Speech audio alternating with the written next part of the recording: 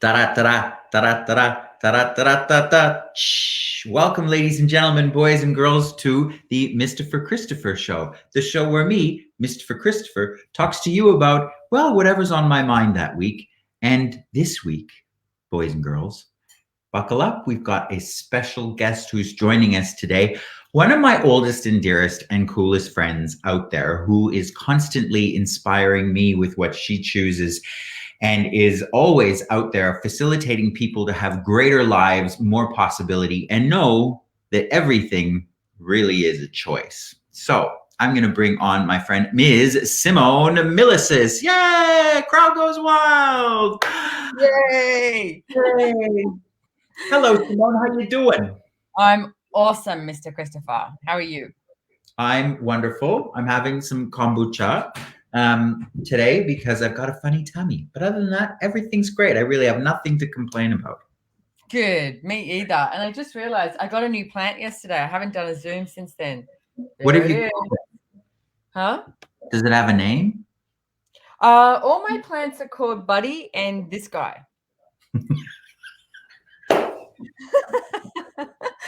It works. Yeah. I just go, when I walk past them, I go, "Hey, buddy, how you doing?" Or I go, "This guy needs this," because they talk to me a lot, but I don't know their names. Hey, This guy and Buddy. Hey, I buddy. like Yeah. I tend to have Spanish names, and I don't really know why. Hmm. Like Don Alfonso del Bolero or something. I go with Okay. that.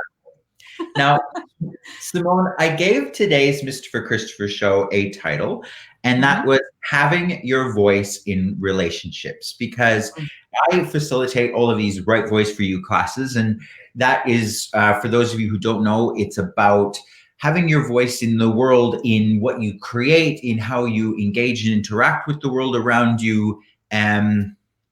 And basically expanding the creative base of your life was the original inspiration for what Right Voice for You was. And you, among many things that you are a part of and contribute to, is relationship done different. And I was excited to look at sort of the crossovers and what maybe you had to share with people about communication in relationships. Well, interesting. Yeah, I know. But you know what? It is up, and there's such a variety of the way people like to be in relationship and like to talk or not talk, as the case may be, and what is required. And I was actually having a conversation with a friend this morning, and they've sort of got these two different relationships going on. And I kept saying to her, "Well, what is it that you're after?" And she's like, I don't know. And I said, "That's the one thing you're not allowed to say to me, because you actually do know." And then she said, "Okay, so I keep breaking this relationship off, but I was like, okay, so when you break it off," and then he texts her and says, "Yes, I agree," then she freaks out. And I'm like, "So what is it that you're actually asking for when you break it off?" And she's like, "Well, I know that and I'm like, no, that's your story." And it's like, if you weren't telling your story and you'd be really truly, I said, if you weren't trying to find the right answer and you were really looking at what it is that you desire, then you can have a look at that. Like, do you want him to drop everything and knock on your door and say, "Hey, I'm here"? And it's like, that's a reality. Or do you want him to go away? Like, what projections and expectations do you have of him? And I find that so many people have these projections and expectations of someone. And I really want to say, you're not right and you're not wrong for what it is that's going on for you. But if you can get clear on what it is, like if you go, "Oh, I want to be able to control you," okay, then you can deal with that. Can I ask you a question about that? Because there's one thing that you've mentioned twice, and I want some more information for me and everybody listening. To you, when you say projection and expectation, Yeah. well, hi, Miyako. Miyako is saying hello out there. What is a projection and expectation? Okay, so a projection and expectation is when you have a point of view about someone. So I'm going to say, and I'm allowed to do this because I'm a female, and it's like this male-female relationship, right? And it's like there's so many females out there who have a point of view about what the man in their life is supposed to be doing and how they're supposed to be. And I'm talking from things like what they should be wearing.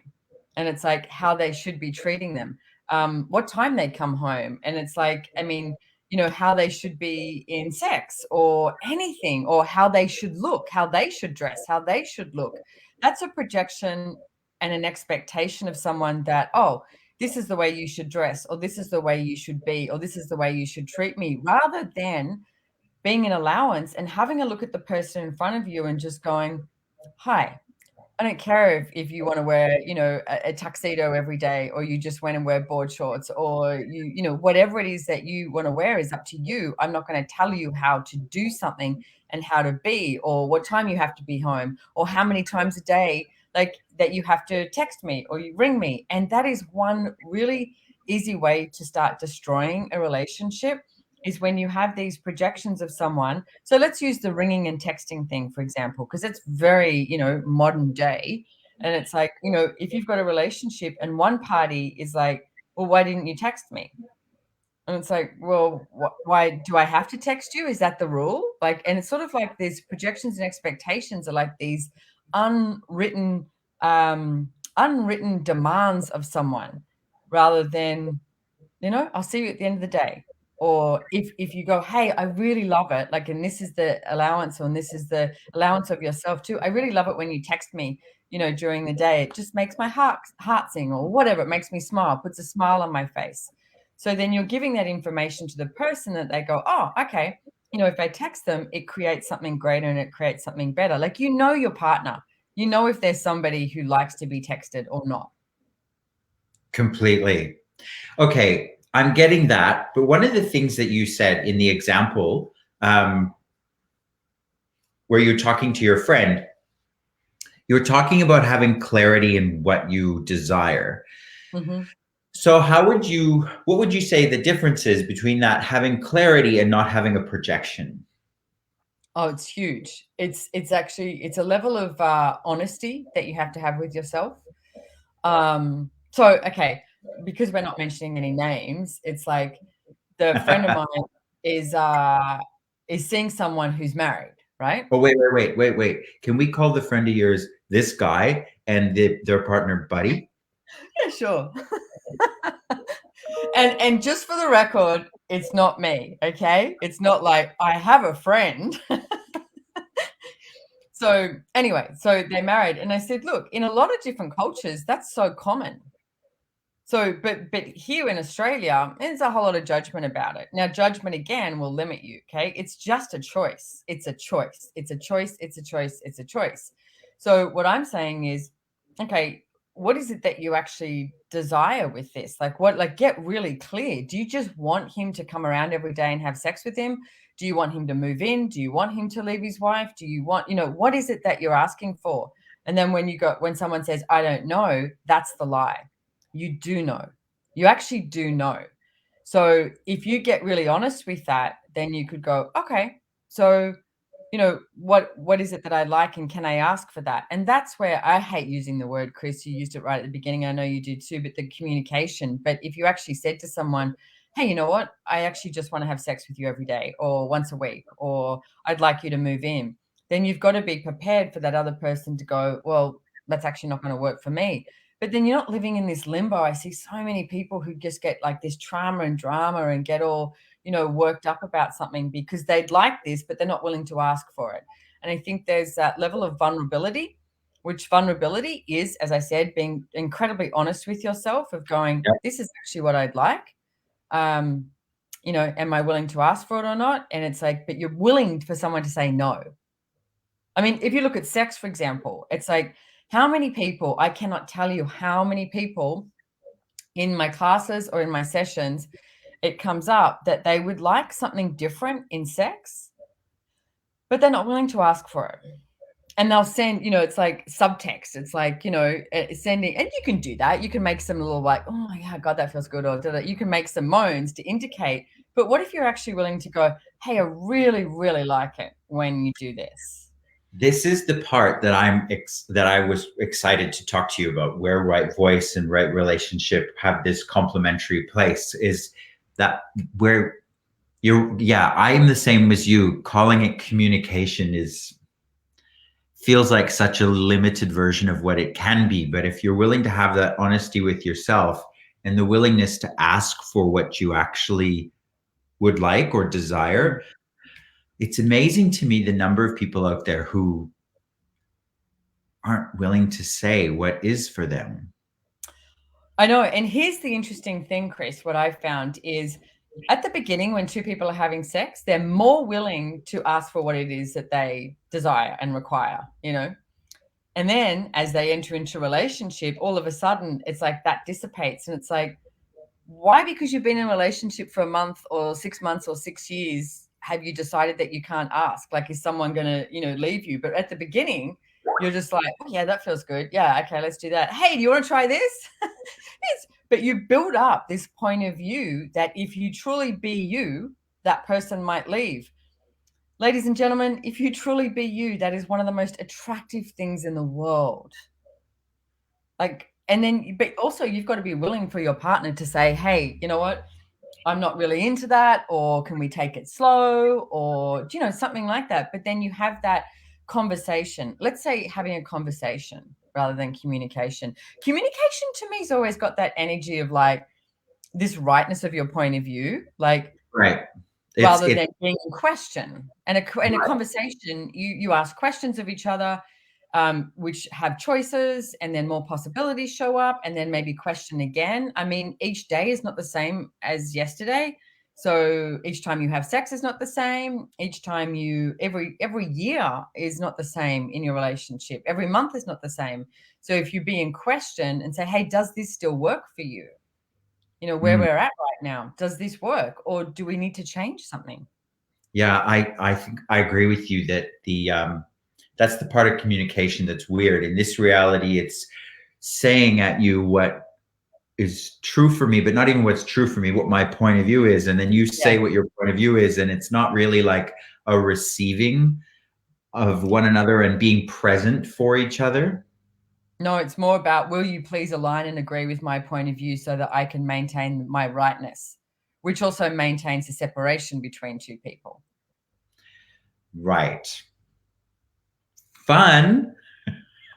Not. But that's Yeah. what most people do. That's what most people choose. And I am so here to tell you there's another choice. Like Gary Douglas, the founder of Access Consciousness, said many years ago, it took me a long time to hear him. So maybe you might just want to hear me right now. I don't know. Like, or if you want me, I can say it in 10 years' time again. Is that most people would rather be right with their point of view, would rather be right than be free. And if you're willing to give up the rightness of your point of view, you have this ease in your world and this sense of space, and like everything opens up. I'm exploring that more and more every day. Yeah. The thing I would like people to get about that too is saying what you would like. Like if Jyoti here in the comments is saying willingness to ask for it, even with yourself, voicing your ask. That's not the same as being right. Like if there is something you desire or something that you even, I'm not going to use the word need, but say require in your relationship, asking for that is not being right about your point of view. Like if you're making people wrong for not delivering it, then yeah, maybe there's something you want to look at there. And look, But what I have been looking at lately and would like to share with people is there's a difference between having a point of view that's interesting and having a fixed point of view. And what a lot of people try and do to balance those is have no point of view in the middle. And that's that place where you're like so unclear on what it is you desire or would actually like to have as your life. You're allowed to have a point of view. Just yeah. don't buy that it's right and others are wrong, Yes. and be willing to change it when a better one comes along. Well, if you look at, say you're with a partner and you're living together, and it's very small example, right? You know, the kitchen, okay? And then your partner always comes along and drinks coffee in the morning and just dumps the coffee mug on the kitchen bench, right? And you're like, seriously? The dishwasher's just there, you know? But instead of having this thing of like, you know what, can you know, put it in the dishwasher, or like having this demand that the rightness of your point of view is that they do that, and you can flirt. It's like manipulate, and it's like be that, you know what, hey, honey, it's like, or lover, and it's like, could you do me a huge favor? And it's like, is it possible that you could put your, your coffee mug in the dishwasher, in the morning? That'd be so great. You know what? That'd probably leave me more time so that I could spend more time with you. Like, or I could, you know what? Then I'll have time to give you a blowjob when you get home from work, something. But then they get it. You're actually asking and requesting, and see what shows up. But don't be vested in the outcome either that they're going to do it. Right. But it's a request. It's not like people get angry and cranky at each other for not doing what they've decided their partner should be doing. What if you went, man, I'm so grateful for you. Like, I'm grateful that you're, you contribute X, Y, Z. And it's like, I hate this part. Is that like, I personally don't like putting out the rubbish, the trash. I don't like that. It's like, you know me, I used to live with you. I love washing. I will wash your clothes. Yeah. I won't iron them, but I will wash them. I don't like putting the trash out. But what if you got clear on that? You went, hey, I don't like putting the trash out. Can you help me with that? I'll do all the washing. Like, easy. Done. Well, what I've discovered, and again, it might seem like a mundane example, this whole thing of laundry. As you will know from living with me, I would rather buy new clothes than wash them. But I really am happy to fold them and put them away. That's something that I'm quite good at. And with my husband, he will wash clothes, hang them to dry, organize all that, and he's into it. But he's not that big a fan of folding them and putting them away. So together, it actually works really well by communicating that and not expecting either of us to do the whole job. And if it didn't work, then get somebody in to do the ironing. Get somebody in to do that. Do you know what I mean? Like, look, Chris and I are talking about something that may sound really basic, but something like this creates havoc. Like, I remember at one stage, my ex, Brendan, he's very good with, handyman stuff. He can do man stuff like that, right? And I was asking him to do some stuff, and he wasn't. So I ended up hiring a handyman. And he looked at me and he went, why do you have a handyman? And I was like, because I need these hung and I need this done. And he went, but I can do it. And I was like, yeah, but I've asked. And I was like, I'd just rather hire a handyman than get pissed off. So, and he laughed and he was like, wow, that was a really good move. And it was like, yeah, why not? Just hire a handyman. Like, get it done.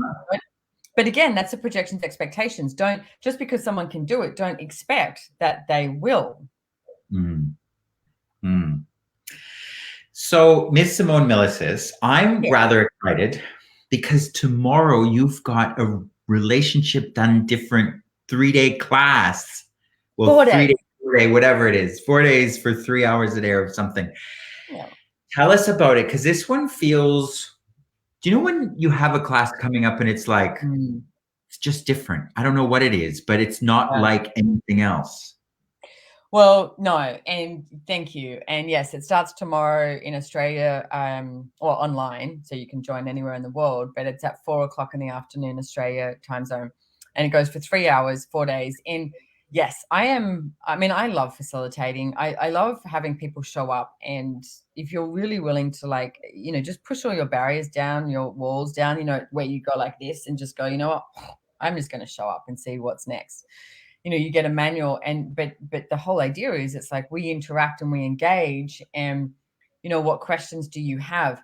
Something I wanted to look at is all the lies that we've been told about relationship, and all the lies that we've been told about being a male and a female, and how and even beyond that, it's something I had a conversation with Dane here today about it. It's something I can see so puts this definition in our world of what we should be doing, rather than if you truly had choice.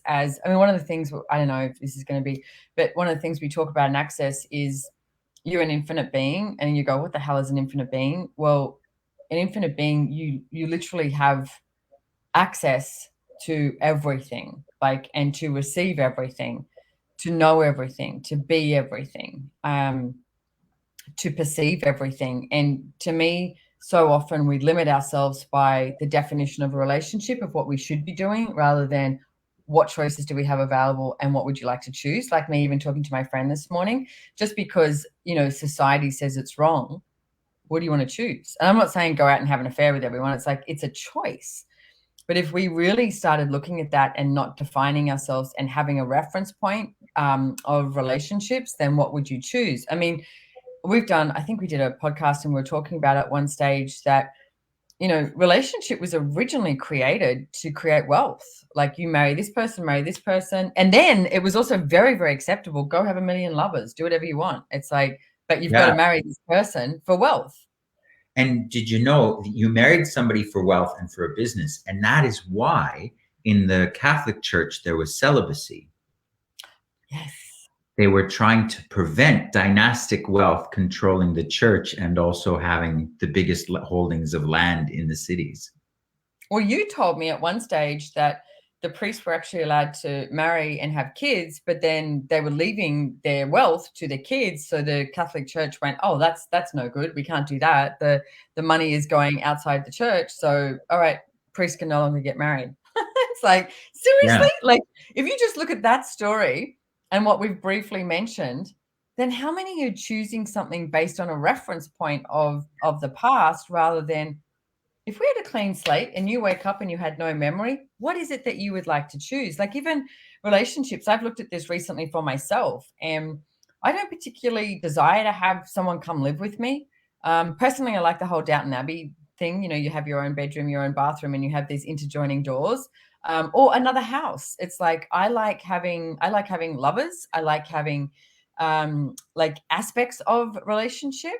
But I don't necessarily have to get that from the person that I'm having sex and copulation with. Like you, Chris, you give me so much.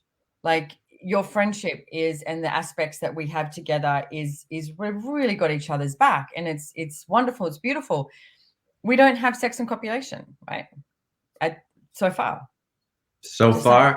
No, and we've been pretty drunk together. And we have too. That is true.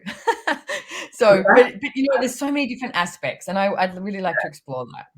I love that when you talk about that, because probably the biggest lie people buy is that when you are in a relationship or in a marriage, that your partner will be everything to you, and what a projection and expectation that person will fulfill everything in your life rather than being the gift that they are. And not expecting any more than the places where they do contribute, and having room in your life for more people. Now, if you're not we're not saying everyone should be polyamorous and suddenly in a throuple or a quadruple or whatever, but whatever works for you. Yeah. I mean, I've always been friends with men and always surrounded myself by men. I like men. I get on very well with men. And I would say at any given time, I have anywhere between 3, 4, 5, 7 men in my life that are a major contribution. And I'm really grateful for that. But I'm not having sex with them all. No. And how cool is that? Yeah. So there's no prerequisites for this class either that starts tomorrow. Relationship Done Different. I think you can go to SimoneMillises.com/RDD, or you can go to the Access Consciousness website as well. And there you go, accessconsciousness.com/RDD. Is that the okay? Yeah, you can also go to this one, relationshipsdonedifferent.com. That has it. But if you also go to, I'm going to show the next one, SimoneMillises.com. I did my research before the show. And go to events on Simone's website. You can also find information and you can register for this class. But in the comment section, I've also put the link for all of you out there who might want to register. Wonderful.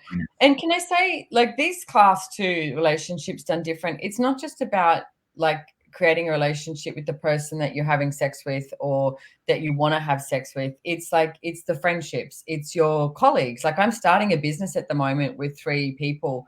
One I know well, the other 2 I don't. And we literally had this conversation this morning of going, what happens if one of us disagrees? How do we do this? And I was like, well, and we spoke about that. So it's about business relationships. It's about, relationships that you have with the earth and with your buddies, and this guy, you know? Yeah. Or how many people I've met so many people that are in businesses with family. And so you have multiple dynamics and layers Yeah. of projection and expectation, like, and even unspoken agreements of like, well, when we're at home, it's not a business relationship, but suddenly we walk through the shop doors and it's a different dynamic, like how wonderful would it be to have ease and peace navigating all of that and create it so it works for you? Yeah, absolutely. And you said the right word there. Like, I mean, like the navigation of it. And it's like, and the navigating it through question. It's like, what works for you? What works for me? It's like, okay, can we change this? All of that. It's like, life can be easy, ladies and gentlemen, Yep, it and can. very joyful. Yeah. And can I just say, every class I've done with you, Simone, has come from you're like the giraffe of consciousness. You're always coming from a bigger place and looking from somewhere else rather than thinking that life has to just be this box that we live in. And each one of your classes that I've been to has been such an inspiration. And I've left going, wow, now what? Thank you. I actually am very honored that you say that too, Chris, because without sounding cheesy, I feel exactly the same way about you. So thank you. Mwah. See, this is the thing too, when you don't have a projection and expectation of each other, what can you receive? Yeah. So it's a little more than 24 hours to go. I think we've got 27 hours until we begin, and there's multiple languages as well. So have a look at what different languages are available for translation, and no prerequisites. I'm very excited to be there. Me too. And Awesome. this guy will be here. Buddy will be there. This guy will be here. Yeah. And who else? Yeah. Awesome. Well, thank you so much for being on the Mistopher Christopher show. It was such a joy to have you. Thank you so much for having me on here. I adore you, and I'll see you soon. Mwah. Okay. Bye, everybody. Bye.